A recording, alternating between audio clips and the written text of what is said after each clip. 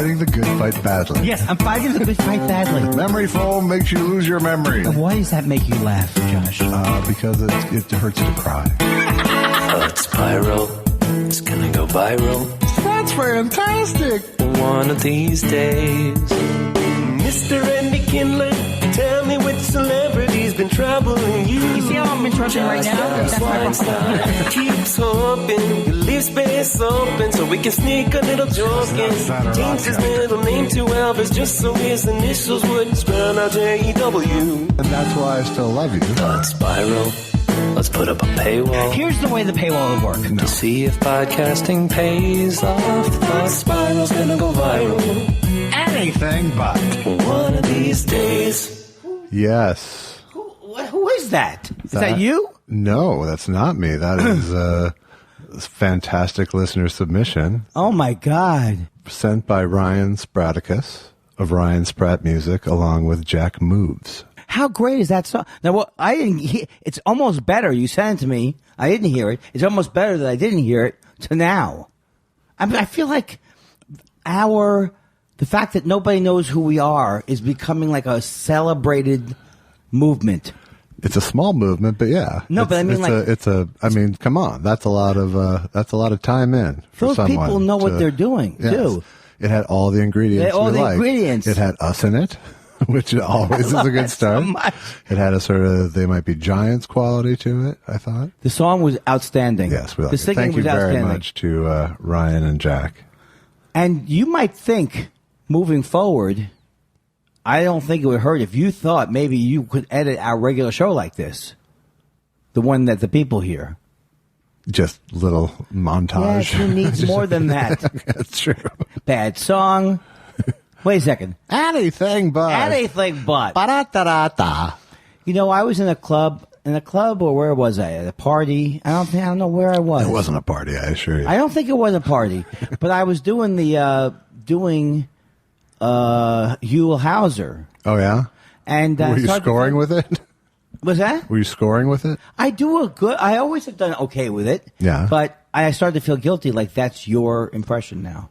No, I don't give a shit. Yeah, because first of all, where am I going with the impression? Because it used to be I would do it and you go, hey, James Adomian used to do that, so what the fuck? Oh, that's right. I couldn't ever feel good about it, thanks to you. So that's my plan. Hey, that's how I work with people. That's how I get it done. Whatever the opposite of intellectual property is, that's what it is for both of us. If I said non-intellectual property? Nah. No? Nah. If I said inanimate property? It would be off the beaten path. So my voice is a little bit raspy this week. Yeah, Tonight's the night. It's gonna be all right. Wait, what's the key? Is there a key? Find me a key. Tonight's the night.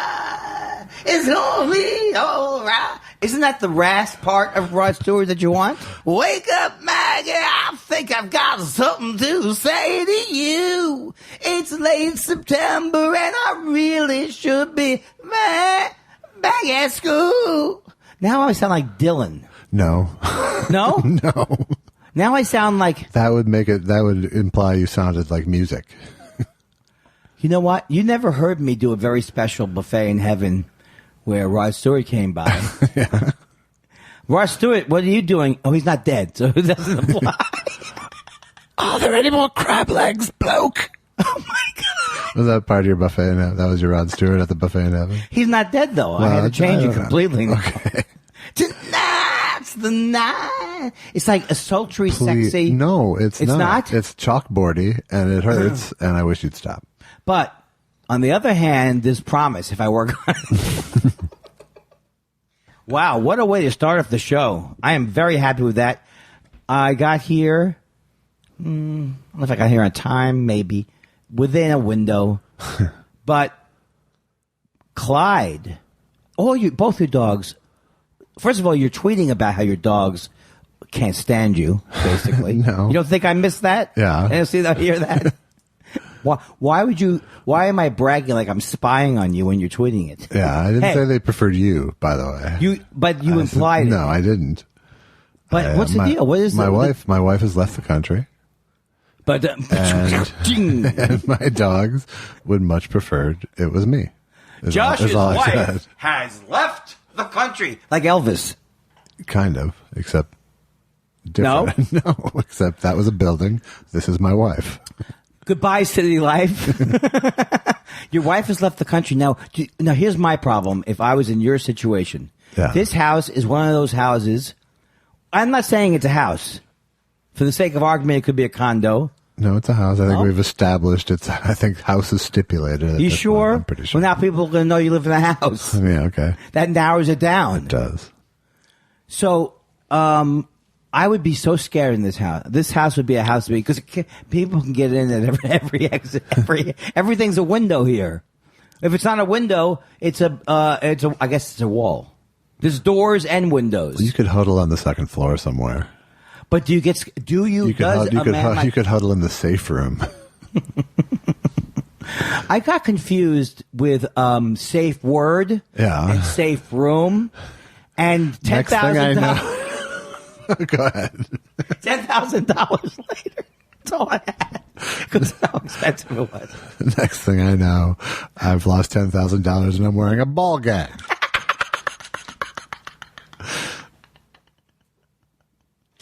I'm wearing a ball gag.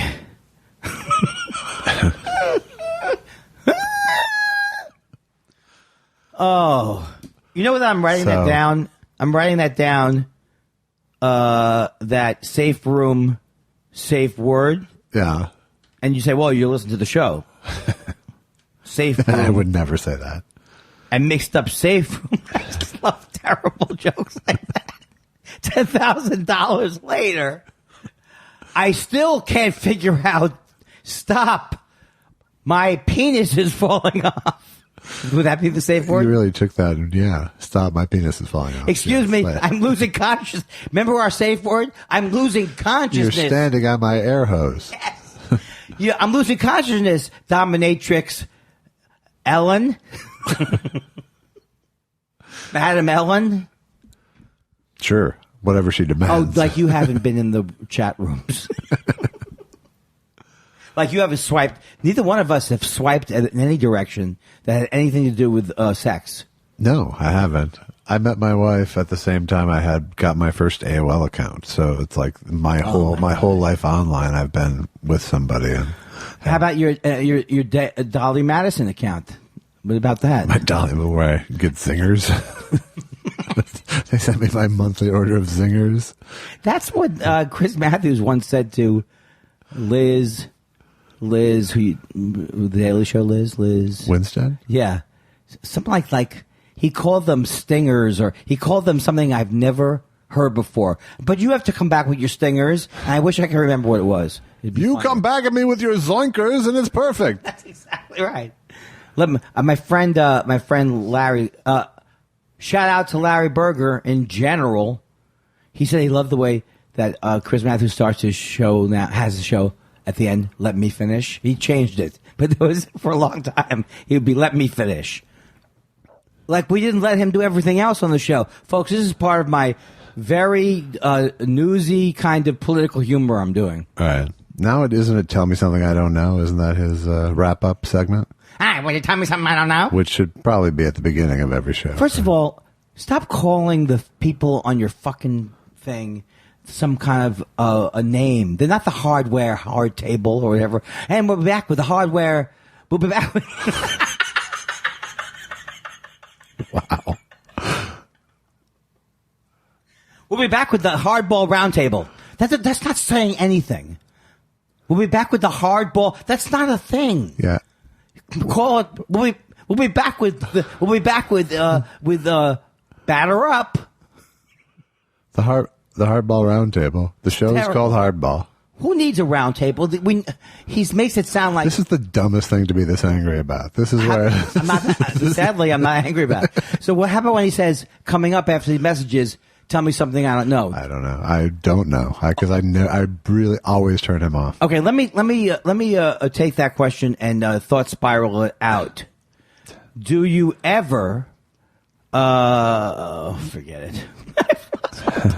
Oh, I was going to look up online. If you forget what you're saying as you're talking, is that dementia? That's a Kindler, they call that. You people don't know this, but tomorrow night's our big night. It's already happened. Yeah. It's not even tomorrow night because we're doing a rare Sunday night taping tonight. You told me whatever you do. You threw me up. I knew you didn't like me, but I never realized you'd throw me up against the refrigerator. Yeah. Well, I never get to use my arm bar hold. And look, choo-choo. I used choo-choo Charlie in one of my Dennis Miller tweets. Look, choo-choo Charlie. Yeah. Because I got to mix it up on cha-cha. And that, he says cha-cha. Yeah. But there's got to be more. Hey, Chi-Chi. Yeah, that's why I've tried to slim it down to just. I heard this is how. Well, first of all, did you want to open the show with a topic that you wanted to talk about? Because you called me off air and you said, if you don't let me get a goddamn word in edgewise this week, I'm going to kick your ass. Oh, I meant to say we did a great job on Mark Maron. Can we say I think we did it was a wonderful experience. I can't listen to myself. I cannot listen to myself. That's not true. I love it. See, you know what? Listening to me on podcasts is the only thing that gets me hard now. Is that wrong? Wow. Is that wrong? I'm going blue, Josh. I'm going blue. I'm going desperate. I'm going self-deprecating. Sorry. And a fifth thing. What was I talking about? Mark Maron. Yeah, it was fun. You listened to it? Yeah, it was fun. And the thing is, I listened to it, and the thing about it was that when we left, Josh said we should probably spend a minute or jot down some ideas of how to describe the show. Right. And it was just funny that having not done that we had Maron keep saying, "I'm not sold."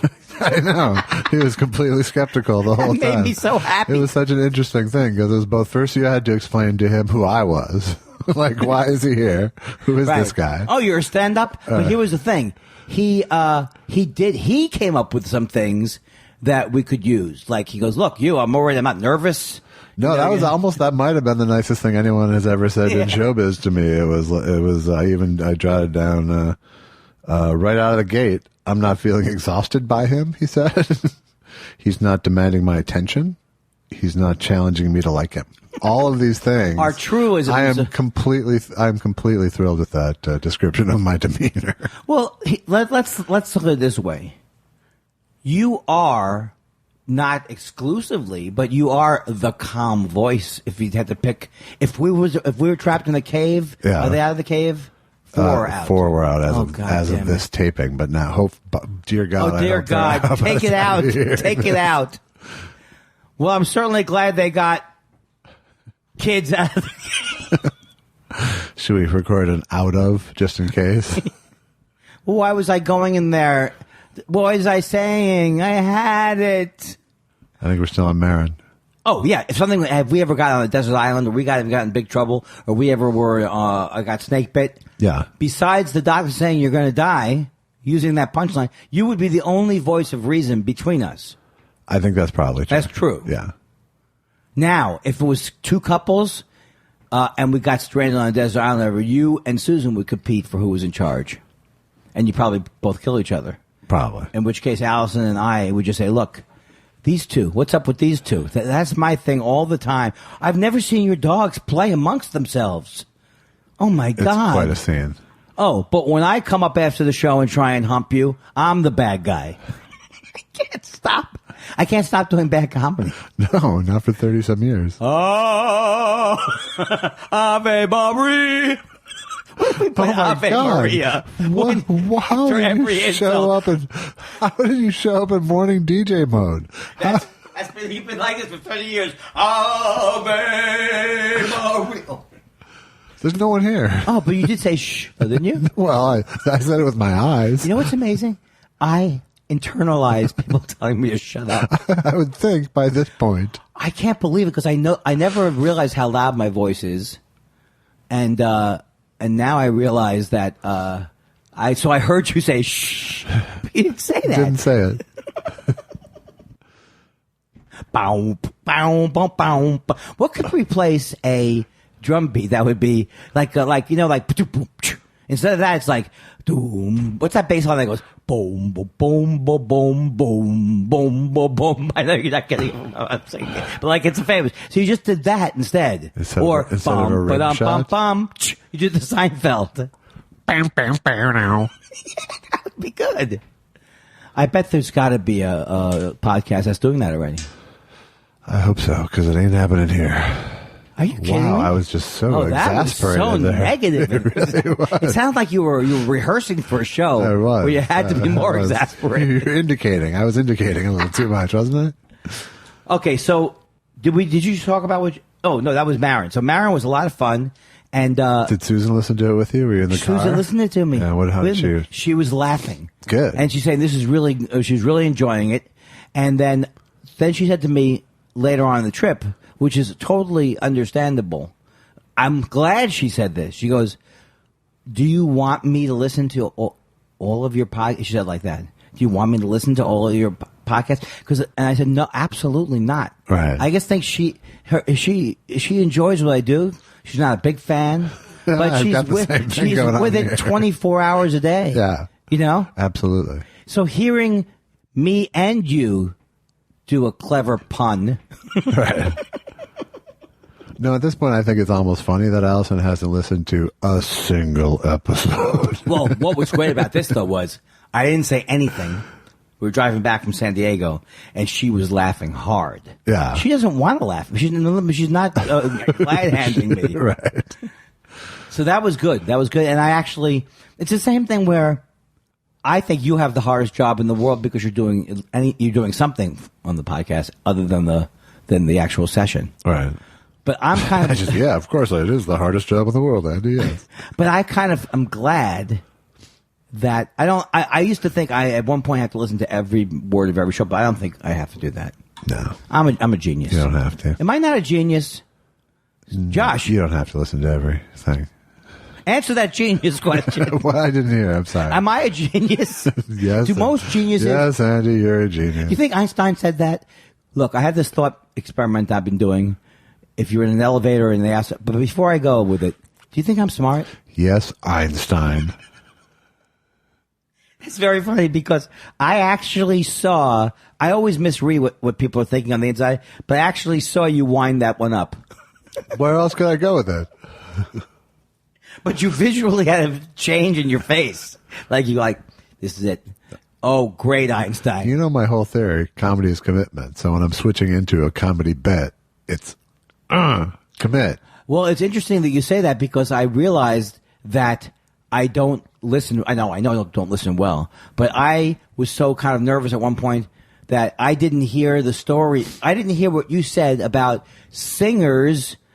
It's harder for a comedian to sound sincere. Right. So I was thinking, wow, if I could listen to our podcast and then go back maybe and do some insert lines. Oh. Right.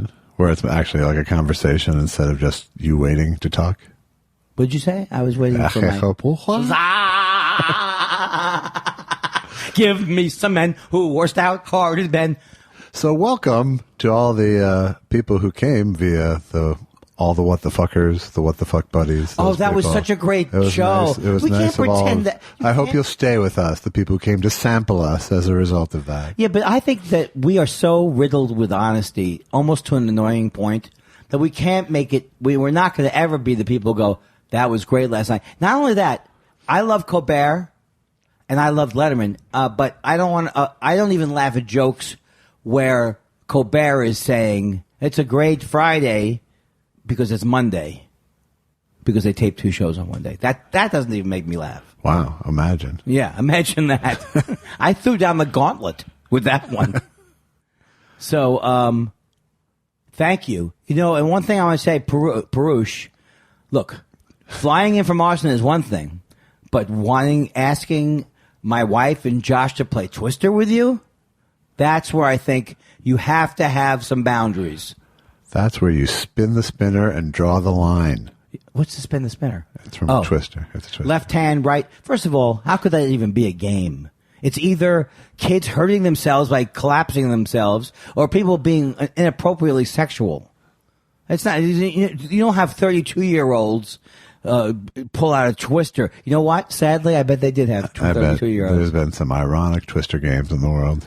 But don't you think that's another one of those bogus toys that should never have gotten popular? Well, except for the fact that it's one of the most popular toys in the history of toys. Really? Like by sales? Sure. Do you know? It's been around for 50 years. Have you ever heard of that big floating mass of plastic they say is out in the Pacific Atlantic? Ocean, yeah. You know what that's made out of? Twister boards. Every one of the Twister boards. Wow. That was sold. If I had Twister, I don't have it now. Do you have it? I never had it. Oh my God! And yet you were. I'm a Twister booster. You were singing its praises a couple of seconds ago. This is the only way I can sound non-raspy. Does that work, or does it still sound like I'm compensating? It's sexy, whatever it is, whatever you're doing. Hey, bring it. Wait, your wife really has been in London too long. Is it the family trip? No, it's she's at Oxford studying Irish short stories. Oh for a my week. God! Has she heard this one? Give me an Irish name. Gillian O'Flannery. The Gillian O'Flannery. My Gillian O'Flaherty story. Who shot Gillian O'Flannery? He's dead. That's the shortest story. And it got a lot of awards.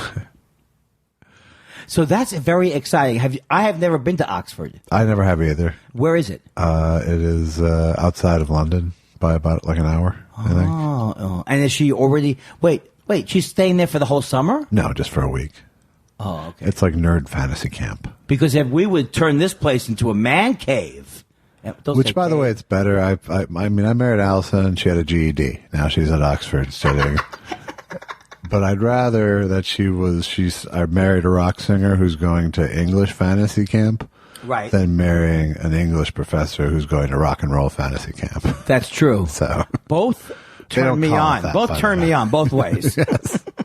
But I talked to her today. She's having a remarkably good time. Did you have to talk? Now you realize you don't have to use those phone cards anymore. I know. Did you use Skype or Facebook real time? We used our phones and a $10. You're nuts. This is where you are an insult to your Jewish background. Why? I would have called every operator in the world to find out how much it's going to cost for me to call London. And you're like, what is it going to be? No, she did an international plan for when she's well, I have one too, but it's just Canada. Okay. It's just Canada and Mexico. Okay, bring it back to the beginning. Okay. You don't get scared? Of what? Of people coming in, killing you. Like, how about just me? Like in general in life, I don't get scared. Have you seen my tweets? Occasionally. Have you seen my I don't tweets? live in fear, no. No, but I live in fear. It's going to be Mike Cernovich or one of those people. You're literally picturing yourself having to stay here alone and being scared. Yeah, because, you know why? Because I grew up in a house where there were a lot of creaky sounds. Yeah. And for some reason, the condo, which you've never seen and should never see. Stay away from the island, David. What's that? Fuck, was man. that? It's fucking deja vu. I'll do that every time, and you'll go, what's that? Okay, I know what it is. It's Marlon Brando, right? Right, as done by... By who? Chris Elliott. God, man. Well, it's not like you've done it 40 times. I've done it 30. So, when I grew up in a house, I got very scared. A lot of creaky sounds. But in the condo, I don't feel scared. Because there's other people. I feel like they have to come to the front door. Because we're not on the first floor. Yeah. And so, here it's like you have like trees that are gently swaying. I do. Wildlife occasionally. Wildlife? Traipsing through the yard. Wildlife. That was when we used to be in the same fraternity together. Woo, tell me. Woo. All right. Well, but I've got fences. I'm fine. But the thing is, dogs. And were you ever scared? No. As a young child. As a child, maybe, but I've never been scared to be home alone as a man. I don't know. You know what it is? I always felt safer in my house on the East Coast where I grew up, even if my kitty cat was with me. Even if my kitty cat was there. Yeah. He's would not have done anything. No. But I felt safer.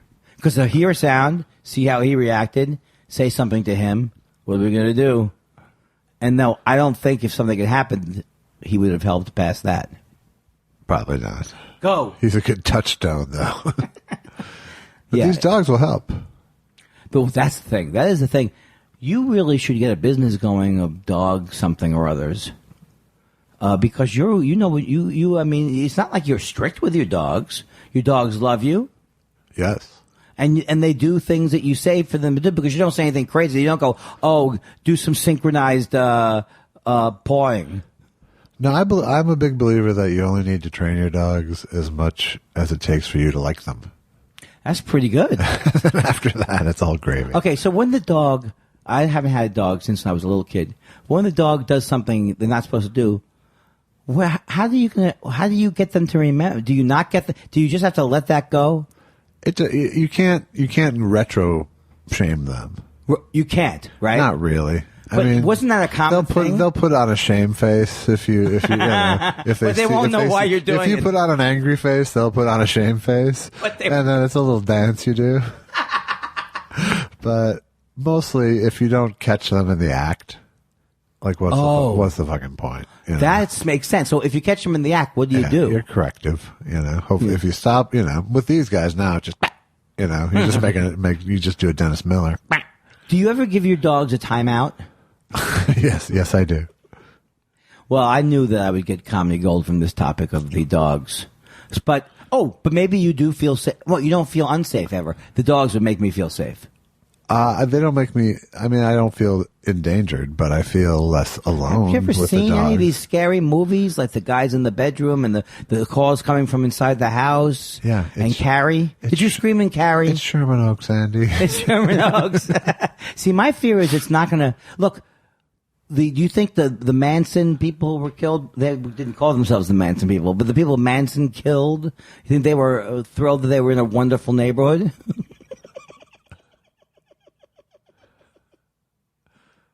That really scared me, that Manson thing, because it's like, are you telling me that if I get rich, I can't keep stabbing riffraff out of my hippie riffraff? No, they lived in an area where there should have been a guard at Cielo Drive before you got there. Not in those days. No, that's right. You ever hear those people say, do you ever believe when they say, oh, in these small towns, oh, we never lock our doors? Yeah. Are they idiots? No, they have guns. Oh. But that doesn't happen anymore. I have good news. I'm sure there are. I'm not sure why it's a point of pride. Yeah, that's true. Does that mean everyone is welcome at all times if you don't lock your doors? I just have the whole idea of, like, in our town, there's no crime in our town. I get the general idea of it, but I don't think if there's a town of 11 people, there's going to be one guy, if you leave your door open, he's going to come and steal your weed. And in fact, the fact that it's a small town will be worse. And in fact, because who's going to go, hey, who stole my weed in a town of 10 people? Right. And then you get, but my wife told me you told her that something was a crime of opportunity. Like, you could be a crime of opportunity. Like, I don't know, guys, what you guys would. Why did you have to do my wife told me that you told her? No, because I had never heard, I never kind of knew what that meant. Did I really tell her that? Yeah, Oh, okay. you're just talking, I don't even know how you guys are talking about it. But, like, the thing is, if you leave your door open, or like you yell out loudly, well, the money's going under the bed. Right. And you walk out and you leave your door open, and then someone comes in and takes it. In a way, you're tempting them. Yes, in a way you are. In a way you are. I don't support it, though. Or leaving a big tray of jewelry out for cleaning people. I have done things many times in my car, though. Left the trunk open for 4 hours. Yeah. And I guess there's nothing in my trunk. Yeah. I mean, there has to be an incentive for a crime of opportunity. Well, we're both not like, let's take a trunk carpet. There has to be some reason to make it happen. Yes. Well, I'm not doing a moral inventory thing but I do wonder, I always have that thing, what if I found a bag of money? I think I would turn it in because I'd be too scared. Yeah. What would you do if you found a bag? I would turn it in because it's the right thing to do. Not because I'm scared. It's the right thing to do. But what if someone? Why is it the right thing to do? Because it's not your money. No matter what, it's not your money. A bag of money? Yes. How about okay? All right. Okay. So you think you're superior because you are operating from a moral high ground? Yes. Well, I have learned. I finally started reading this week about what obsessive compulsive. When I first went into therapy, I wouldn't read anything. Oh, okay, you just say it all the time. No, for example, I didn't read the side effects of Prozac. I think that was smart in a lot of ways. Yes, because I didn't want to say, the power of suggestion. I've been feeling lightheaded since I was 12. I should tell my doctor. If you feel nausea, yes, check. Tell your doctor if you're allergic to Prozac. Exactly. Where was I going with it? You have any idea? You don't read things. You're reading up on OCD now. Yeah. So I found out that one of the is that the sound? That's one of them. Yeah. Now I'm aware of it. The obsession part, obsessive thoughts, is unwanted intrusive thoughts. Is part of, so in other words, like, I could have a thought, that Golden State Killer, he was in Citrus Heights about the same years that I was around there. Maybe I'm the Golden State Killer. And I forgot about it. Or, that's one of the things, maybe I blocked it out, but worse than that is, even if I know I'm innocent, but what if they don't know? So was it a relief when he was captured then? No. It was when he was captured. It was the first time we found out that he lived in Citrus Heights. So you went back and went, it still might have been me?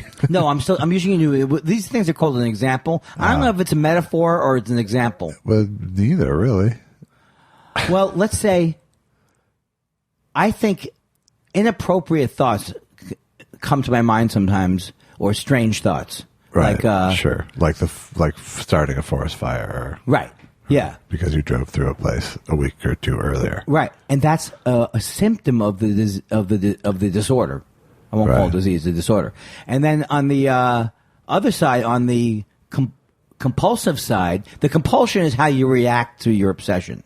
Is what if you're checking, it's like you can't stop checking your door, that kind of thing. So on the compulsive side, one of the main 5 symptoms they listed were you think you've hit someone in your car. So I still am somewhat angry at the therapist I saw at the free clinic in 1981, who, when I said I think I've hit something in my car, she said I'm going to need to talk to a supervisor. She had no idea. It was so weird. That's one of the main. Most people have, not most people, but many. It's not as popular as the germ thing. Right. So the germ. Well, a lot's happened in the last 37 years when it comes to mental health treatment. That's true. Good point. Because I still was looking for some way to kind of tap into someone's brain to make them feel better, but actually they are doing variations of that. So that was what that was? That was a lobotomy joke. Okay. Yeah, very funny. Very funny. I'd rather have a bottle in front of me than a lobotomy joke. When people say that, is that based on a country western song? I'd rather have a bottle in front of me than a frontal lobotomy? Yeah. I don't know. I think it's more like based on a Groucho joke. I don't think Groucho. That doesn't sound like the Groucho I know. So, did we wrap that up? Yeah, I think so. Neatly in a package. Well, so what I'm saying is that I am getting ready for Montreal. We were supposed to have run these jokes last night for Montreal, right? What are you talking about? In the live show that we did last night. We didn't do a live show last night. It's a couple nights from now. Right, but when is it coming out, though? When this comes out? Don't worry about it. But, so I did send you, it's too late for you to look at it. I sent you an email, but there's no way you could have seen it probably. What? With my topics, because I was spending... You sent me an email? Yeah, like 1 minute to 9. Oh, before you came over, you sent me an email. Yeah, okay. Because I started to I was doing what I was doing last year with the topics, but I'm proud to say that I am not like I was last year because 18 times today I stopped myself from tweeting something ridiculous. Not even insulting. Yeah. Just 6 months from now, you're really going to say, "Oh, this pundit on this show, I'm tired of her." And I know what happened last year with the Ricky Gervais thing. I feel like I was too confident last year that the first year on drugs and therapy, I would have a better speech. Yeah. Like it would just magically happen. So where are we right now? Okay, where are you in terms of your side of the aisle because we haven't done anything together yet. No, we haven't done anything together. Like, do you have a body of material that you feel is going in? Yeah. Okay. But I don't have, but the thing is, I sent you topics. Right. So, but then I was like, is that what you wanted me to do? Yeah, that's what I've been asking for weeks. Is just tell me what the... Well, but then here's what I write down. I wrote down like Louis C.K. Well, these are premises. Yeah, I mean, these are like half jokes as you sent me. Well, right. And I'll help you finish them. But I literally meant like a name. Send me a name. Send me something that I can, Louis C.K. jokes is one of them. Right. Or reboots. But I was like, I start to over-explain within the... Right. Does it look like it's something you can use? Yeah, I guess so. It's impossible for me to focus on it right now. Yeah. Okay. But my problem is it's all my problem. But like I say, like one of the things like reboots of... Like my one idea was reboots of shows like Roseanne, but adding an even more unpleasant update, like All in the Family, but now he's an actual Nazi. Right. So when I'm thinking of that, I'm already thinking you're going to. I'm kind of in that mode I was in last year, a little bit because I still get nervous about collaborating because I'm so weird that I'm afraid that. Then you go, that's not a good topic. You see what I mean? Yeah, well, I mean, you don't have to decide it's a good topic. Yeah, and that's not really what I was at. That's why I wasn't, I was asking for literally, give me the targets that you're that you want to talk about. Okay. Because this is either, if you send me like a half a premise, I can either take it somewhere where I think it should go, or go, I don't think it's a good premise. Right. Well, what happened to me by email, I can't really do that effectively. No. Those are the kind, if you want to finish jokes that you have, we need to do that in person. You know what I mean? Oh, see, I had a different view of it. I had a view of the topic is Roseanne. Here's the joke I wrote. I would do more than one joke about it. Right. Then some of these dudes don't read his jokes. Well, but the Archie Bunker thing is basically like a desk show premise or something. That's what I mean. That's why I didn't send it to you, because you had said something about desk show premises to me before, and I'll never forget it now. But that's not healthy. I'm just revealing to you that it's hard to work with me because you were saying. Oh, is it? No, if you're going to say desk piece, right? Then I start thinking everything's a desk piece, but there could be one that you like of whatever these examples are. No, but what I mean by desk piece is if you're you have to tweak the premise in a way that makes it a template for 3 jokes or 4 jokes or 5 jokes. You know what I mean? Oh, and one that sound like it has to be the foundation of it has to be sound. So as soon as you go the Archie Bunker, except he's not a real Nazi now, I'm going, does that analogy hold up to Roseanne? Right. Because the character wasn't No. Yeah. But the idea of it's also a joke that is based on kind of the premise that they were not going to reboot the show. They didn't want her to be a right-wing person. That wasn't their goal on the show. So it could also be confusing too. Right. I just think when I'm writing for you, I don't like to give you anything too complicated like that. And right. I don't mean that as an insult. I just mean I know your lines are very blurty. Right. When you actually get to the joke, it's a blurty kind of a thing. Yeah. So if you're going to, so something that requires like setup, punchline, punch, it's like, it's not necessarily setting yourself up for success as far as I'm considering. That's why I'm when I say desk piece, I mean it's like too formal a joke form for you to commit to. Right. I think so. But if you have, a couple of great examples, then you're on your way. Right, but here's the thing: is like I should be able to collaborate where I'm not worried. It's like if I get gun shy, that's not how you collaborate. You're supposed to be able to say whatever you think, and not supposed to then process. Oh, he said desk piece. I'm not supposed to then go, well, is he right about desk pieces? But that's where it gets into me taking. Well, this is where you have to go back to. He has no agenda other than making you look good. No, but you could find me annoying, though. Well, I do find you annoying. I think that's clear. I think the record is very clear on that matter. Right, so I'm afraid we're past that. Yeah, but I'm afraid of annoying you more. Well, because it's pretty annoying sometimes. Well, I might say I'm annoying sometimes. Yeah. I mean, what's annoying is all the resistance to help, because I'm not getting up there, you are. So the only way I feel good about the thing is if you get up there with the best shit. Right, but that, the thing about that is that I'm not, though that can sound like I'm doing this with everything. I'm doing this with everything. Like, for example, I act what you could say poorly with everybody. Like I about 7 times a week, I go, I'll send you the thing by Tuesday. Right. I'll send you the thing by Wednesday. So it's not about I'm trying to hold it back. It's just, it's one of my problems. No, I understand, but it puts me in the position of being both the employee and the taskmaster. you know what I mean? But I didn't. But you know what? I got a where it's like where you feel like you have to answer to me. Right. And you put resistance up is what I'm talking. That's what I'm talking about. The resistance is like, as soon as if I make a request, you hear it as a deadline and start resisting it. And and then now I'm this guy putting this demand on you when it's all about helping you. I don't feel that way, but I can feel that you're annoyed. No, I mean, I'm just trying to explain because it's a waste of your time in a way too, right? Well, not as much as this conversation.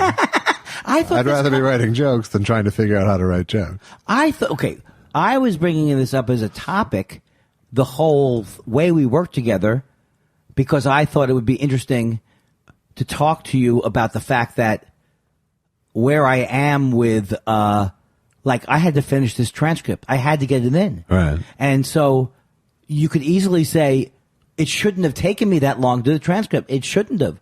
I'm in therapy twice a week, and I'm yelling at myself at home. I don't yell. I don't get mad at myself. It's the only thing I won't do. I will not get mad at myself.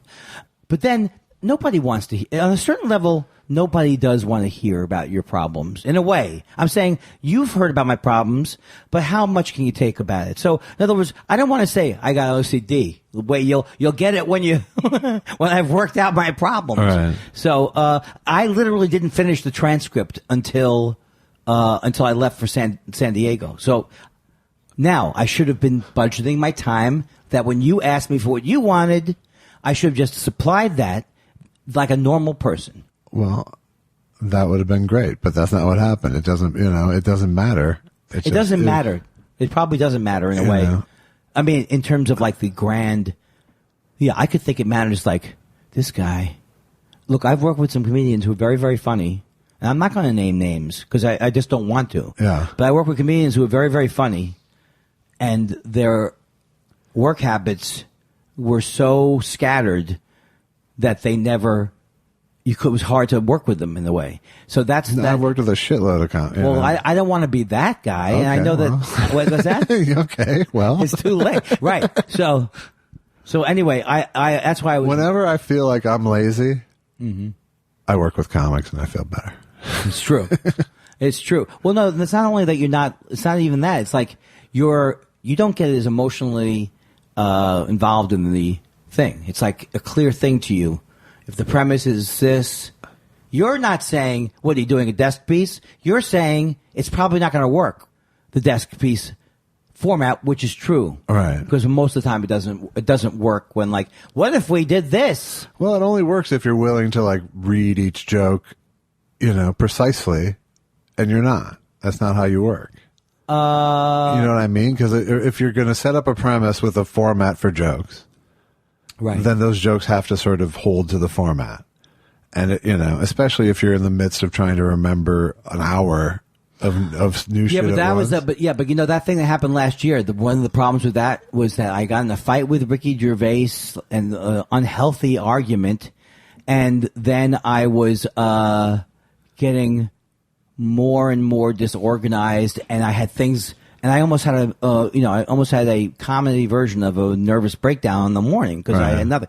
I don't feel that's happening this year. I know I'm better than that at least. Good. So I'm not waiting. I mean, it's like I'm just writing jokes down and it should be better. But last year, I think I took too much on myself. Like this thing that I have that stopped me from doing these things all these years, it's just a fact that I have them. It's not like I made it out of whole cloth. And I have been pulling myself up by the bootstraps my whole life with everything. It's like, I don't know if I told you this, but there's Michael Sheen is an actor. You know Michael Sheen, right? Yeah. He told me I don't know him, but I know. Right. He dated Sarah for a little while. He's a sweetheart. He said he was in a play with this guy who would often be late for his entrances, and he would get so mad at him, and then later he found out that he had OCD so bad he couldn't get out of his dressing room. And so then it made him understand. So I don't want people to say, you're like the guy who can't get out of his dressing room.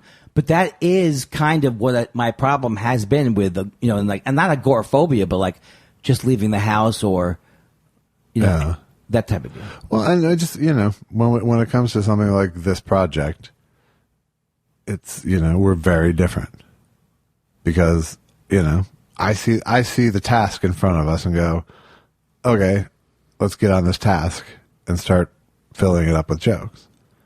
And so, and that's what I've been writing jokes on my own. So, but I don't even know what my point was.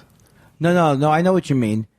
Here's the way it goes. Like, here's what is happening in my life. It's like you say, I need those, give me those topics. I don't even really hear what you're saying. Yeah. Because by the time it's time to send the topics, I don't hear what you're saying. Yeah, I'm just thinking like, hey, when you think of someone I'd like to use as a target, fucking text me a name. Right. But I didn't think of it. But you see, because I always do the speech from like people and movements, like the Me Too movement. Right. I can do stuff. Right. That would have been a topic. That would have been a topic. And I have that. So now I can sometimes see. Because it's and I'm asking because it's your speech.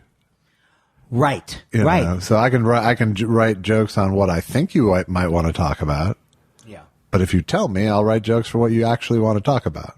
But if I can't get that, right, then I'm a little bit wheel spinny. Right. So here's the thing. This podcast, we can't describe what it is when we're doing it, and we can't describe what it is when we're not doing it. But on this podcast, sometimes, like, I will show what's wrong with me in a way, or what's how my mind works, or whatever the thing is. But the net result of that is that when I have that deadline for the transcript, I go, deadline for the transcript, deadline for the transcript. So it could be 7 days from now. That's not the way you do deadlines. You don't just walk around ignore it. Like, I have to do that thing. Let me ignore it. What I should be doing is working on everything, on the whole speech, on the whole thing. It's not that hard. I'm just making it harder than it has to be. Right. So, I think you didn't have anything wrong to say. Once again, I'm the bad guy. No. It's not good guy, bad guy. It's just we got to get through this thing for you. Right. But it's like, before I worked with, first of all, we know that your jokes were funnier. We're the only joke. They always said, who's 10 great jokes and they were all yours. So even the stuff with me not being able to repeat jokes, it's only because I had them on scraps of paper and all this stuff. So I think that's going to be 50% better this year. Okay. You think this is the most boring topic we've ever? Well, I don't know. It's like, At least I'm listening, though. See, a lot of times I don't listen to the podcast, but I can't. Okay, I just realized something. That makes the podcast harder for me.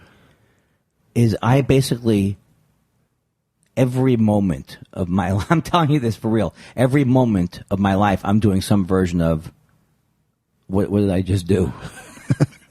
I'm trying to figure out what mood you're in, and I'm trying to make you happy. I'm just trying to not repeat last year, honestly. I'm trying to make us grow so that we don't have the exact same process as last year of the discomfort of trying to work through shit all over again.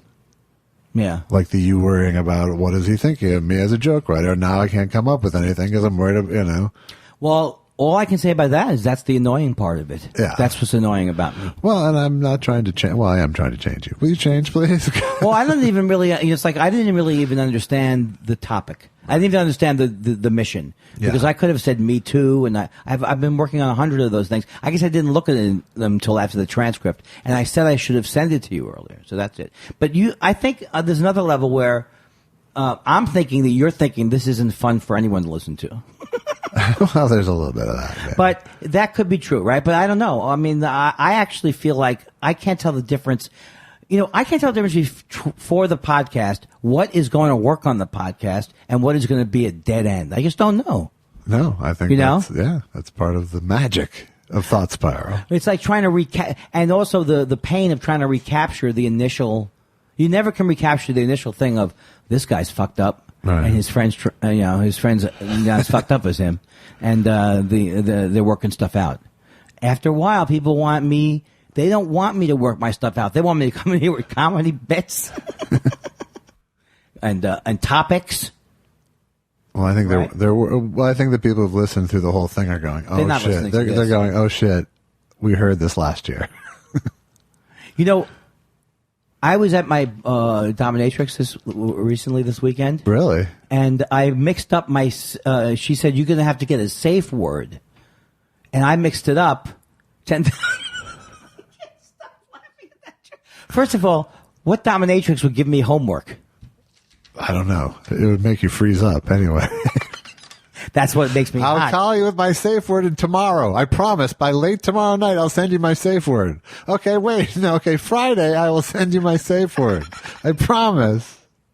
That's so... In other words, that's how I would torture someone who liked masochism. The ironic S&M of Andy Kindler.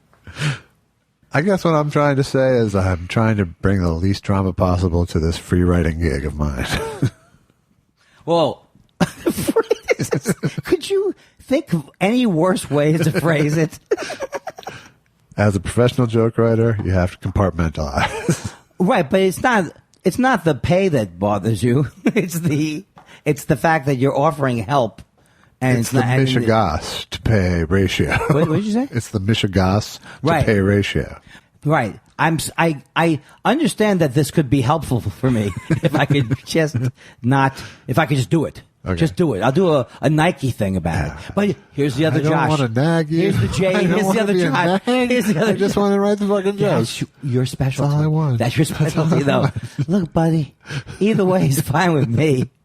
I feel like George Harrison and Let It Be. Look, I'll play what you want, or I won't play at all.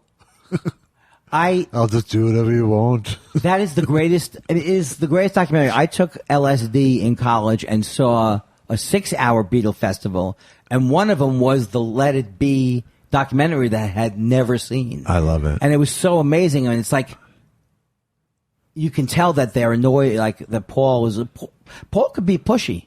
Oh, yeah. There's a reason he hasn't let them re-release it. Oh. I don't even know that. It hasn't been out on video in years and years. It was. You think he objected? It was out on VHS, and then never after that. That's ridiculous. So how do I see it again? I saw it in college. I think you can see it on YouTube. Is about it. It's so great. It is such an amazing thing because I thought it was like, and because I was extremely high, yeah, I thought it was like, this is great that they're letting themselves be seen this way. Is this the one that ends up on the roof? Yeah. Oh, it's great. It is a great documentary. It's just the best. But it's not happy go lucky. It's real. It's what happens to bands, even the Beatles. Well, those things that you're saying where he says, I'll play or I won't play, it doesn't get more real than that. No. That's only one part of the story, obviously. Right. Doesn't mean you draw conclusions. I'll play whatever you want or I won't play at all. Just whatever makes you happy. Can you say the following sentence for me? They look like dress pants, but they aren't. They look like dress pants, but they're not. They're yoga pants. They're yoga pants. I was thinking all this week, I was getting mad at you all this week, like, you were saying, oh, I can't, you were saying, you're not bringing that other podcast onto my show. And I was like, you didn't say it that way. But I was trying to say, like, I'll bring whatever, but then I didn't have any energy to bring anything. Well, you asked if I wanted it, and I told you honestly, no. I don't want to play someone. I know. I don't want to play another podcast host reading an ad on their show. That makes sense. On our show. But it was still, I was able to reach the comedy goal. That should be a show. Andy, you can't talk about this, you can't talk about that, but be funny. If anything, if that's my message, don't talk about this, don't talk about that, be funny. Okay. Okay, here I just realized I just had a revelation. Uh-oh. I wanted to come over here tonight and say, I'm not cured, but I'm on the road to recovery. And that is irrelevant to the fact that it's no different for you this year. You know what I mean? It's like, I just want to tell you how much better it's going to be. It's me saying how much better it's going to be. It's all not really not better for you. Right. So that was it. All right. We wrapped it up. I was right. And write to us. A lot. We're doing a contest. What is the most embarrassing moment that Josh left in from all the things? That's our contest? I don't think. You know what? Do you find it annoying? I love the New Yorker. Oh, what were we going to say? I love the New Yorker. I find the caption contest annoying to me. It's like having a crossword puzzle. It's like there's one more thing that they're not writing. I mean, it's the only thing they're not writing. Yeah. And then I start to think about, should I answer it? It's like... No, the answer is no, you shouldn't. But what, do you think it's a good, fun thing for the readers? I think it's fine. Oh, shit. Why don't you put Sudoku? You can put some Sudoku over there. Right? Sudoku in the back page. Or a quick, like a Reader's Digest condensed jokes. Seems like we should take a break here soon. Speak for yourself. I'm on a roll. No, yeah. Let's take a break. Oh, what do we have? Well, I'm going to play Allison, because I miss her. Oh. And let's play, when I talked about the band with Paul Feig and Gruber on the Mark Maron show. So I'll play a thing with, this is a song called It'll Only End in Tears. It's got Paul Feig on drums, Dave Gruber Allen on keyboard, Gruber and I doing all the background vocals. I'm playing some harp. Who's playing bass? Scott Pinkerton's playing bass as well as the 12-string electric. Oh, is he good? That we borrowed from Lindsey Buckingham. Oh, I love that kind of thing. I'm a big fan of Fleetwood Mac fan, and I don't care what anyone says. So here's that.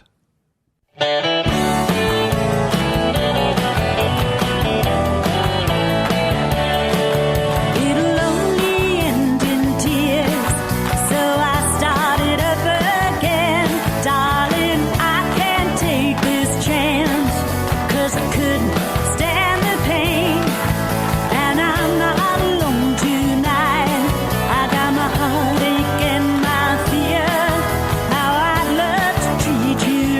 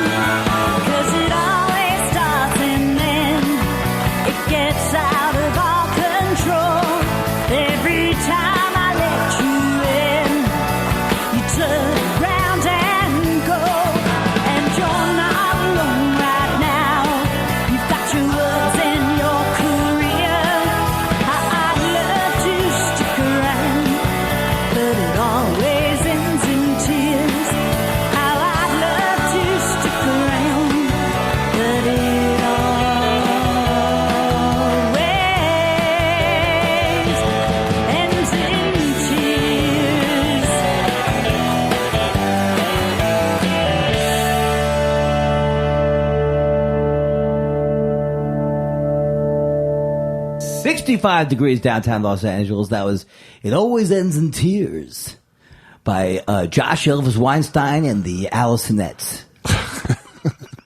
That was great. And that was It'll Only End in Tears by Alison McLeod. It sounded like you wrote that about tonight's podcast. What the? Is that, I mean, it would be too prescient. It would. Nail on head. That was great. And I love the harmonies in the middle. And the harp. The harp was great.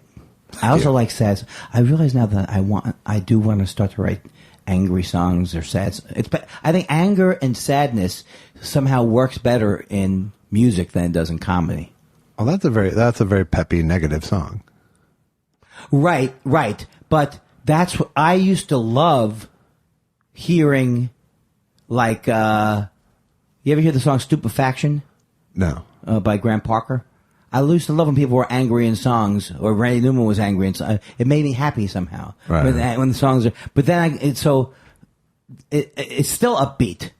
It's not like I'm gonna sit and cry from it. Yeah. But I like the fact that you can be talking about real topics. I don't know what's the matter with me. I think that I should probably. I don't like to harp in it. I said that already, right? Yeah, you did. Thank you. I don't want to harp on it. Huh? Huh? I have to tell you, whenever I think of I think I smile a lot from that. I think like it's almost your patented. The It captures it all. You're starting to laugh, and then you're wondering. Well, that's not it all, I guess. It was a big that goes all the way back to MST days. That's an MST move. I bet it goes back before MST days. Probably so, but because some things are like I never think I'm borrowing material because I'm not. No, it's just recycling. That's all you're doing. No, but I do. But certain things that are part of comedy, like triple takes. Yeah. That didn't work on radio that well. That triple take of yours. You know what? I'm glad, and yet I don't think it would have worked on film. True enough. Do you want to take some questions? I think we should. I think we should too. Do you think it's weird because it's a different night? David Gogo wants to know any thoughts on Stormy Daniels. What do you think of Stormy? What do you think about it? You know, I think it's great just because it causes discomfort for Trump. Yeah. But she's not a hero to me. But she's also, you know, I have a weird part of me, like, it's like when they call them, she's adult, what does she call them? Adult film. She doesn't know, they didn't call them adult films. On the news, they call them porn or something like that, or she makes porn or something like that. Sure, porn actress. Yeah, see, I feel like, I kind of feel like I'm not saying I'm opening up a prostitution agency. Right. But I kind of feel like I don't want to not like her because she's a sex worker. It has nothing to do with her being a sex worker, in my opinion, of her. Yeah. That's at all. Right. It's that I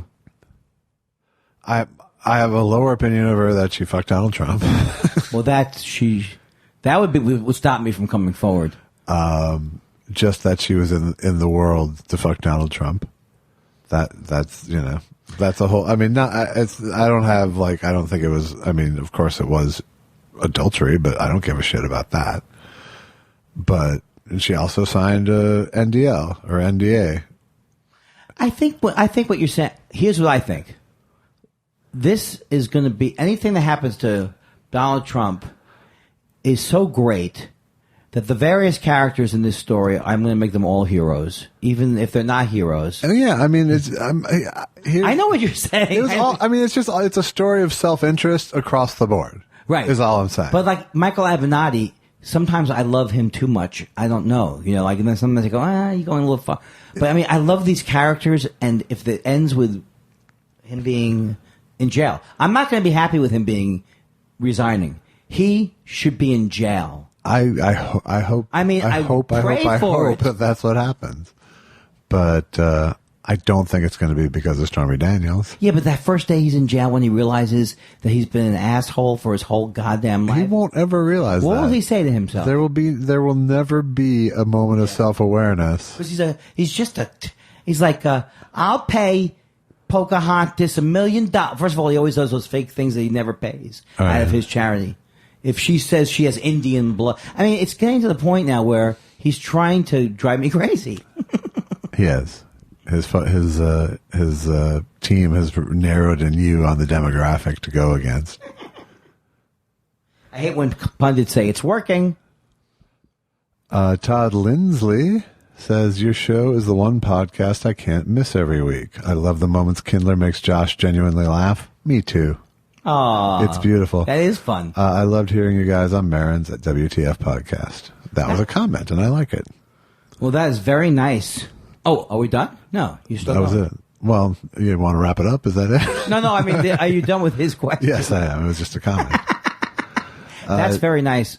Jim Meehan says, do you think Dennis Miller and the My Pillow guy would be insistent that their regional use of soda or pop was the correct one? No, because they would never want to alienate any. Well, it's the My Pillow guy and who else? And Dennis Miller. And actually, I think, from Pittsburgh, we say pop. And we say pop in Pittsburgh. Oh, yeah, we say pop in Minnesota, so we're actually on the same page with this whole pop thing. I prefer to call it carbonated corn syrup beverage. Juice. Those two, I just got depressed. I like to call it high fructose corn syrup with the fizz. You know, what's happening to anybody, you or me or anybody, when we do Dennis Miller impression, is it's like it starts to become tiring because his act is so tired, and it's so tired based on the same premise that you start. It's like, where am I gonna get another? But he's kind of melting. Is he melting down now? I haven't looked at his Twitter recently. I'm not following it because everyone keeps whenever there's a big moment because of all of the Dennis Miller talk here. I get alerted by our listeners now if anything happens on the Miller front. Hey, look at what Dennis did. Perush. Can Andy Kindler suggest a few good episodes of his favorite podcasts, Philosophy Bites in particular? Oh, yes. He's going to his phone. Going to my phone. I was just listening on the way back from San Diego with my wife. People don't believe I have a wife, and sometimes you have to say, who else would she be? Okay, so look, I'm so sick of me and you both. All right, so this one that my wife and I listened to is called Robert Wright on Why Buddhism is True, and that is on Philosophy Bites. And I've actually talked about that, I think, with Josh before, about the idea that you don't get attached. That's the thing that's so cool about Buddhism, is that he's not saying you don't enjoy things, but the Buddha was, who was I think an actual person. He was able to tell. He was able to see what was ailing him. So, and what was ailing him was his attachment to each event and his inability to let it go. So, like with mindful meditation, you kind of look at your thoughts go past. So that one's really great. Is that enough, you think? Yeah, you have another one readily at hand. Roger Scruton on Human Nature, August 29th, 2017. Excellent. There you go. There you go. And people say I don't. Oh, that Roger Scruton one is great because what he says is that there are certain things that there's certain things that the language of science can't answer. Like it can tell you everything about how a strong is constructed, but it can't say, it can't convey that had uplifting and it made you feel, and then it got fast at the end. So it's like he's basically saying you can't answer all questions with descriptions. Right. What's thought spiral? No, that's true. You're right. You're saying I'm going to use that as an excuse not to prepare. I've used so many things as an excuse not to prepare. Velvety. I really enjoyed I Need You to Kill. Thank you. My fave comic from the doc is Paul Lee. Actually, it's Pete Lee, but that's okay. No surprise since I like nice comics. Also interesting to see the alternative comics who didn't make the first tier do their own thing and not give up. We'll see anything J. Elvis Weinstein makes. Why, thank you, Velvety. If I find out that this is you or one of your family members. And Velvety earned herself another question. I always enjoy going over to my friend's place rather than they coming over to mine. I always have more fun. Perhaps this is why Andy Kindler hasn't had J. Elvis Weinstein over. Do the Kindlers have anyone over? Maybe visitors invoke an OCD thing in Andy. Well, I think this is where it's like I'm a week away from a divorce. You know what I'm saying? We've peered too far in. No, the reason why Josh hasn't been to my condo is no good reason for it. And the more I talk about it, it's like we've been planning this thing. It's like anything else. I just feel shame and sorrow. Right. So the question really, Andy here's the question is, why are you a horrible person? In fact, in this case, it would have shortened it for me. Dear Andy, why don't you let anybody in your house? Mark Thompson says, Hi, Mark Thompson. What was the most recent binge watch for the both of you? I have been binge watching investigation discovery shows. Yeah. Because, like, have you ever watched Reels? Or Reels? Yeah. They're all kind of terrible, like, horrible. yeah. So I kind of like these stories about murders and things like that, but not that they're too violent. And investigation discovery has a lot of great shows, and you learn a lot of stuff. And I use it to just kind of like quiet my mind down from many of the things I was saying tonight. I use it to quiet down. Yeah. And that's what I've been binge watching. But there's so many shows I want to see, like Better Call Saul, that I need to, real shows that I haven't. I mean, these are real, too. Okay, I think I've answered it. I'm very happy with my answer. How about you? You're going to stand pat with that? I might change it. I might phone a friend, Josh. I just watched several episodes of Glow. Ooh. Just to kiss up to Mark Maron retroactively. And I hear it's a good It's pretty good, yeah. I mean, I had watched the first season. This is the second season, and Maron's really good on it. It's cool. They found his voice nicely there, and it's not a great show, but it's not like other shows, right? So I like it on that grounds. You think it'll grow on you more, or you think it's grown on you? It's grown on me enough to watch it, right? You know, I like that it's short, episode short. It's like books of short chapters. I like short books. Yeah, it's like a half-hour show instead of an hour show. Oh, I thought you were saying you like a show named Short. No. I thought you were already segueing to another show. Yeah, tell me more. You know what else I like? Short. They're short episodes. Huh. Tell me more about how you misunderstood me. Are you A, gaslighting me, or B, something else? I'm pull my fingering you. Derek Faraci, if you could write for any classic TV show, what show would it be? I'd probably like to write for Mary Tyler Moore, or Dick Van Dyke, or All in the Family, maybe. Yeah. What am I leaving out? MASH? I don't know. MASH? Not as much anymore. Seinfeld? Oh, yeah, that'd be good. I don't know. I think, if I could go back in time, I would probably, when I just the phrase classic TV show to me evokes Dick Van Dyke Show for some reason. Right. So. And it's also about the business where. Well, it's the only show I remember as a kid watching it's the only office on TV I ever wanted to be in. Right. It's the only office. Do you remember when you were watching shows like Dick Van Dyke? Do you ever remember a time when you were watching TV that you thought it was a real thing? I don't remember that. No, I always remember the opposite of knowing it was TV from a very early age for some reason. I guess I would be, we've talked about this before. I never watched things like, I watch it more analytically now, but like, I knew All in the Family was filmed in front of a live audience, but I just so bought the realness of. No, I was so hung up on that phrase though. All in the Family is filmed before a live studio audience because that made me picture them. It made me go, oh, where are they? Did you not like that, or? I don't know if I liked it or not, but that's part of why I remember what I said earlier is thinking that TV shows were TV shows, because phrases like film before a live audience made me go, okay, well then where the fuck's the audience? Where were they sitting? Right. You know? So I started picturing a studio in my head with a live audience there. I more like hear the individual. See, I thought, I'm sure the reason why they introduced it was probably because canned laughter started to sound so fake. Right. So they had to say, no, these are people actually watch the show.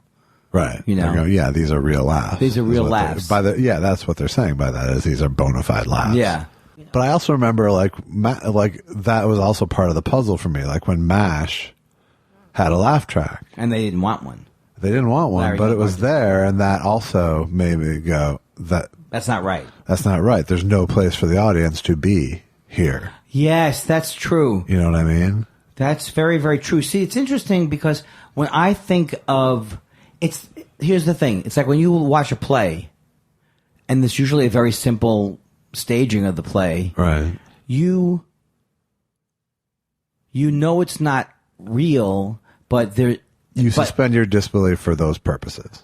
No, but it's also just like to me, it's like when someone's acting live, and I haven't seen it play in a while, but when it works, or when it's like the most real kind of performance, even though it's not real at all in terms of he's not in a bar or whatever, but the emotions can be so raw that you really feel it. Well, you just don't think about it where they are, you know? Right. Yeah, if it's good, you transcend that, hopefully. It's so weird, though. I think I watched Mary Tyler Moore. I don't think I thought about those things much because I don't remember the laugh track in Mary Tyler Moore bothering me. Yeah. But it wasn't a laugh track. It was a studio. There was a studio audience. Yeah, I mean, it's not like it bothered me. I understood it was part of the form, but it also made me very acutely aware, right, that it was a TV show. But it was also like, I want to be there. You know, I think I would always associated myself with that being what I would be doing, kind of. Yeah, that's good. I'm into that. I'll sign off on that. And a follow-up by Derek Faraci. On the same note, could you guest star in any classic TV show? What would it be? I always wanted to be in. Well, one that was realistic from when I was. Oh, Bob Newhart would be another show I would have loved to have written for. Yeah, the Bob Newhart show. That's a good one. What was the question? Guest star. What show? I always wanted. If it was like when I already started acting, like I could have been on Seinfeld, but I never got called in. But that would have been a show I'd love to would have been on. Yeah. And I think any of the shows that I would like to write on, I'd like to have been on. I'd like to have guest hosted Saturday Night Live in 1976. That would be good. Boy, you really go for the stars. Yoshi Yamamoto. You know what? This week I'm not going to sing the song. You know? Yoshi Yamamoto, hey Yamamoto. Is that to the tune of the Macarena? Yes. Thank you. Where do you guys stand on the Twitter trend of screenshotting over quote tweeting? It seems to have become an unwritten rule. Is it cowardice or does it serve a function? Some people claim it's for people who are blocked, but I think it's more to avoid confrontation. No, I think it's for two things. It's to make sure that even if they erase some horrible tweet, that you can preserve it. And I do think it's for people. I didn't realize this. I do realize it is also for people who are blocked and who are following you. But you want, like, I'll talk about who is Dave Rubin or any of these people who block quickly. Yeah, like I used to do. Now I just mute quickly. Yeah, that's what I would say. I think it's a lot of that. I also think it's the other thing where you aren't necessarily like you want to tweet about somebody but not to them. Right, but I always thought of that as subtweeting. I never thought of that as screenshot. Oh, I see, because the screenshot can't be traced. Well, it's not. It's just not tagging that person. Oh, when you retweet somebody, they get an alert that you've retweeted them. Right, but right. when you just do a screenshot, there's they aren't alerted to it. Yeah. And I think there's some validity to that in the sense that not everyone wants to Kindler. Some people might want to say Chuck Todd's a fucking loser without saying, "Hey, Chuck Todd, you're a loser." I think that's perfectly legitimate. It's what makes Twitter a kind of a weird thing, because it's like if you could tell me something about someone, anybody, and you're telling me about it like on a phone call or a text, Right. that's not gonna. And people go, "Why are you saying that about Schmoopy?" Yeah. Because it's only between me and you, you know. Yeah. So when everybody can see everything, it does make it harder. And it feels like it does. I mean, and we've talked about this, I think, before when just about your Twitter stuff, where it's like there is, there are people who are big enough who are they're legit targets for comedy. But Yes. it is a different act to make a joke about them than it is to say it to their Twitter face. Right. And right. you shouldn't have to say it to their Twitter face. Like, I don't think it's dishonorable to make a joke about a public figure without saying it directly to them. Right, I think that's true. You know what Like I mean? I remember early on, I got in a fight with this. Well, she was a Trump person before Trump, but it was like I said something about James Woods. This was like when James Woods was first. I didn't even know what he was tweeting. Right. I just said James Woods, and I thought about tagging him, but sometimes I don't want to for that reason, and sometimes it's like takes longer because sometimes the search engine on Twitter doesn't come up with the name like you think it's going to be spelled. But this woman came and said, "Oh, she goes, let me help." I don't mean like this woman like I'm a misogynist, but she goes, "Let me help you with that," and then she retweets. I didn't even realize what she was accusing me of doing. Like it took me. What are you saying? So she's like, so she was calling me a coward. Yeah, right. calling me a coward because I would. And I was like, I didn't. I said I didn't even know he was on Twitter, which was half true. And then I was like, oh yeah, but I couldn't believe it because I had never experienced that thing where they were yelling at me for that particular thing. I don't feel like with James Woods. I feel like what you're saying is like I can't stand them. So either way is fine with me now. Or if you don't want to, well, it's not even a fear of like not wanting to offend James Woods in this case. It's more like I'm not trying to start a fight with James Woods. That's right. I'm just trying to make a James Woods joke. That's why I think all the time now that there's arguments to be made both ways. But you tag everybody when you insult. Usually. Yeah. Yeah. I'm trying to think of an exception. I haven't done an exception, but like with Trump maybe. Yeah. Because everyone's going to see it anyway. Yeah. Right. Yeah, I don't know what's going on with me. This week is so weird because in real life in this week, it was July 4th. But July 4th was on a Thursday. Wednesday.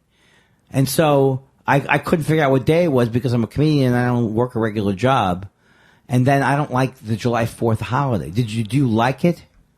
No, I never have. I've never liked it. I mean, I don't mind the firecrackers when I was a kid. I love the way fireworks look. And especially now, it leaves a sour taste in my mouth to be celebrating the patriotism of a country that is run by a Nazi dictator. Yeah, it really, it does take some of the wind out of the It really sails. does. Yeah. Even they go, that's not what you're celebrating. You're celebrating America. Yeah, but America right now blows. Right. And I really hope people don't take it out on the citizens. But if we have to go, please save us. Nobody believe him.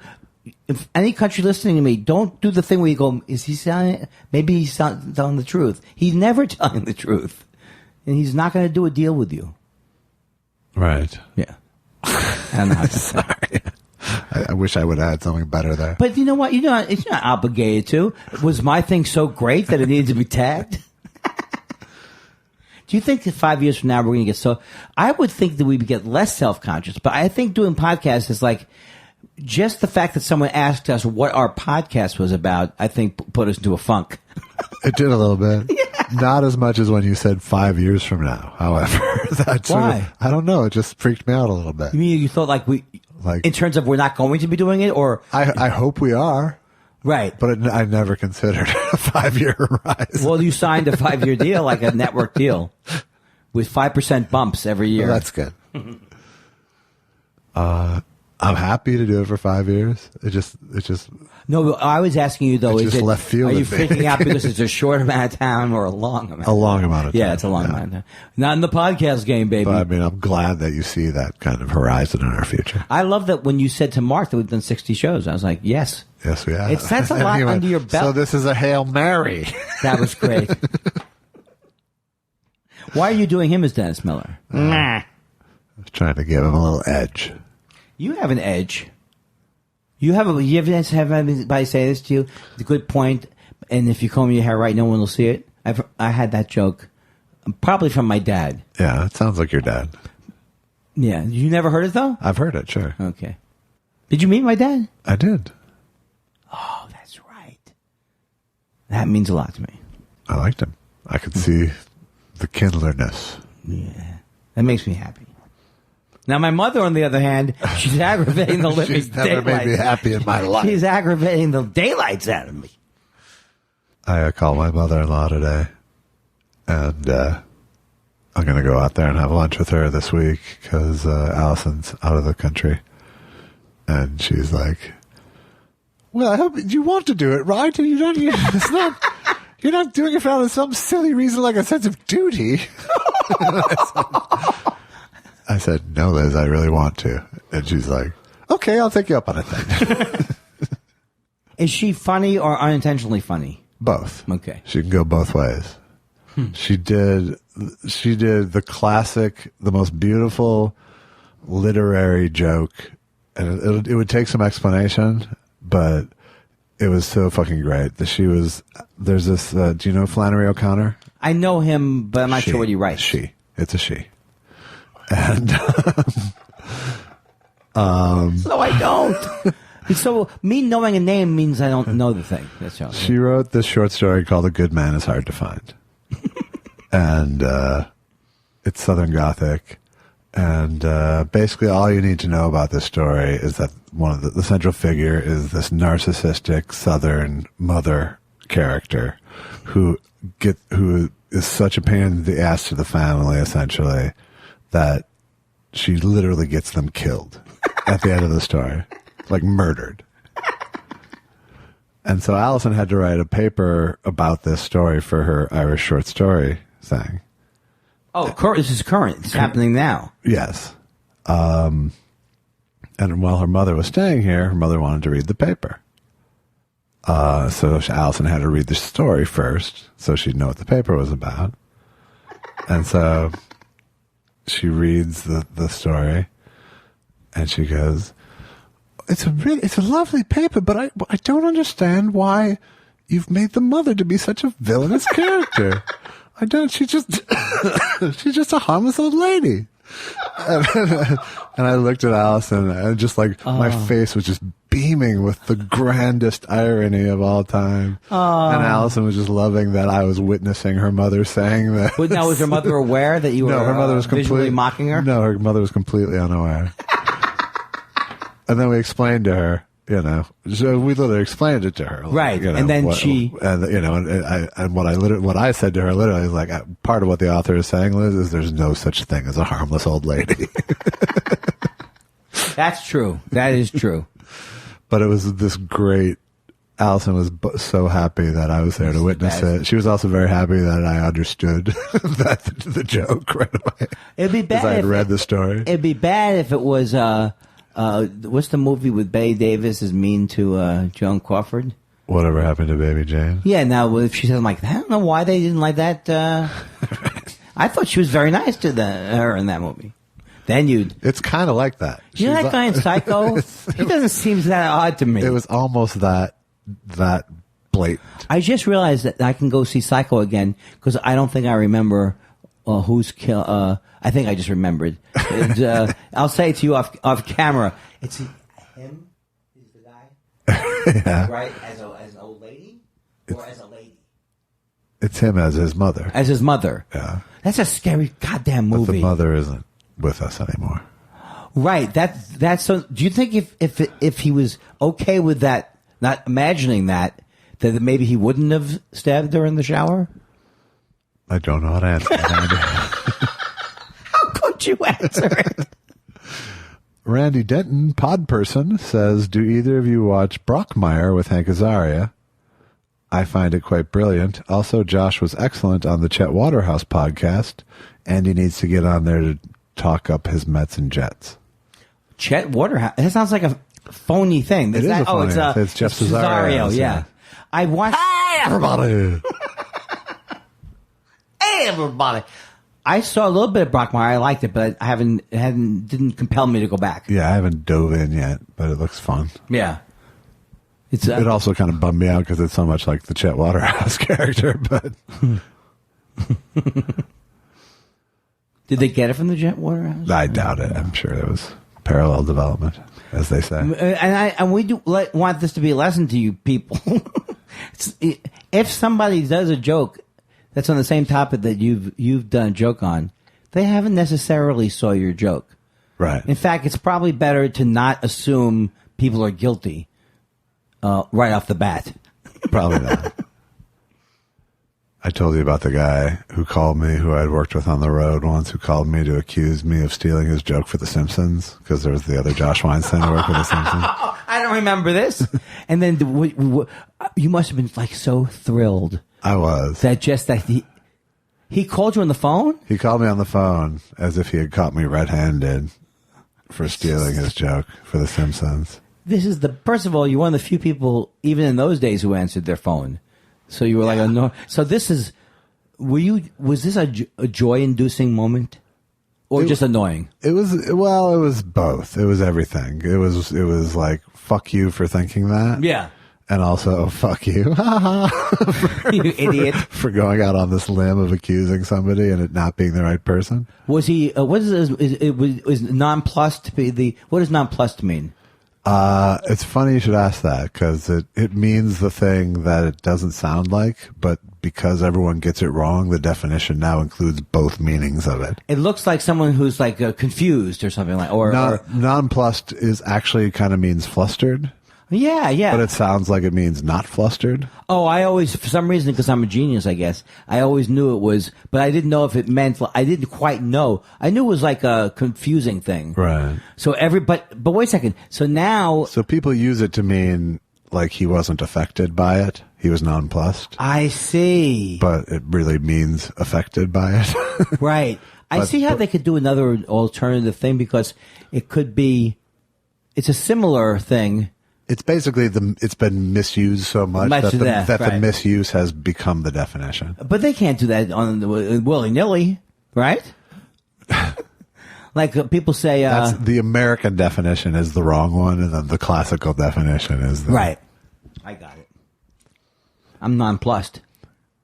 What's a non-paral? Have you ever had those non-parals?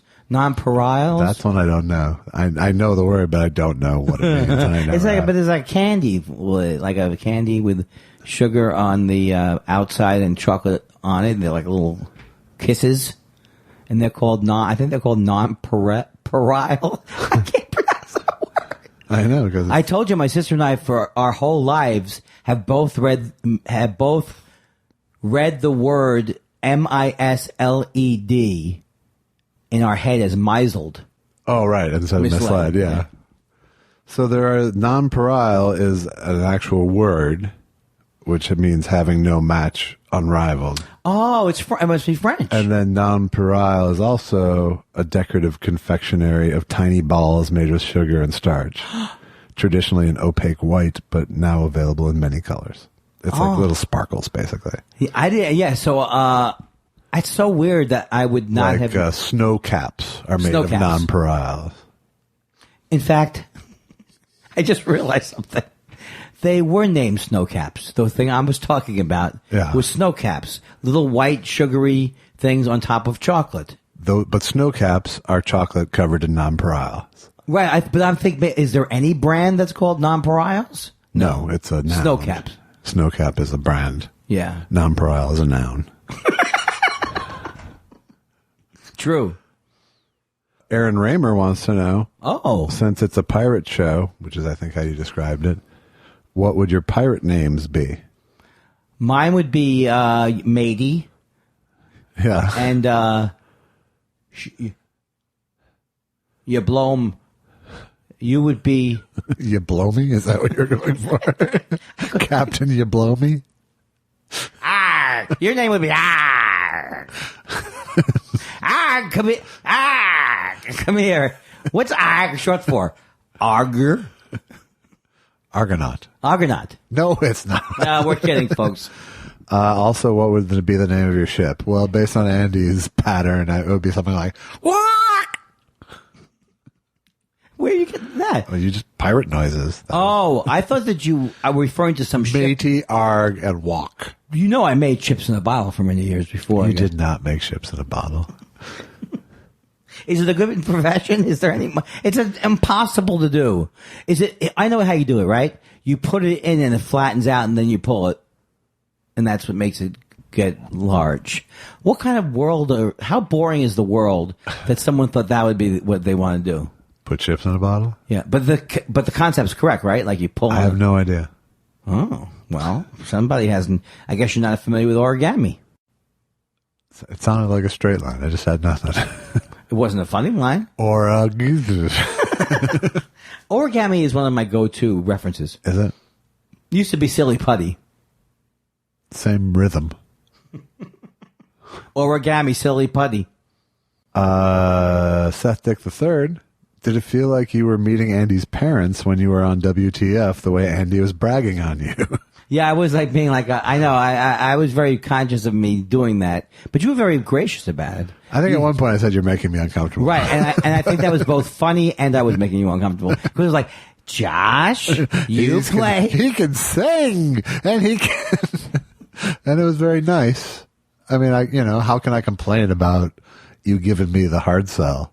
But isn't it like, it's like me in stereo, really, Mark Maron, because it's like he would be asking the questions and I would be, why, how did you, what? That's what your thing is? It was interesting to have you two talk about me. Yeah. It was a weird dynamic, but like I said, he came off as basically saying, I'm not needy.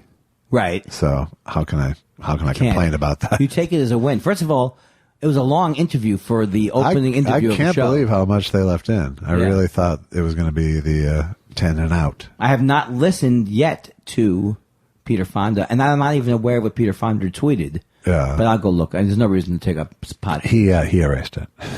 He did? Yeah. Oh. Well, if you're embarrassed about something you've tweeted, can you erase it? Why am I thinking this is obsessive compulsive behavior? Greg Kelly wants to know favorite cameo on the Brady Bunch. I never watched that show. Are you saying there's a cameo they had celebrity people? Yeah. Yeah. Was that show? Your favorite cameo would have been Joe Namath. Oh, that's true. All right. And how about you?